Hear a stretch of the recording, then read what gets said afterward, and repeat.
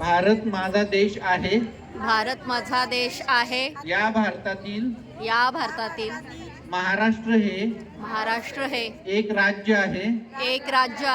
या महाराष्ट्रातील सर्व माता भगिनींचा आदर व सन्मान व्हावा यासाठी परस्त्री माते समान मानून भारतीय संविधानाप्रती आदर ठेवून मी अशी प्रतिज्ञा करते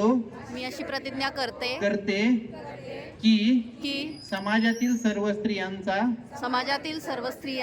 माता भगिनींचा आदर करण्याची जबाबदारी माझी असून मी दुसऱ्यांनाही त्याचे महत्त्व पटवून देईन आणि मी कोणालाही येथून पुढे आई व बहिणीवरून शिवी देणार नाही.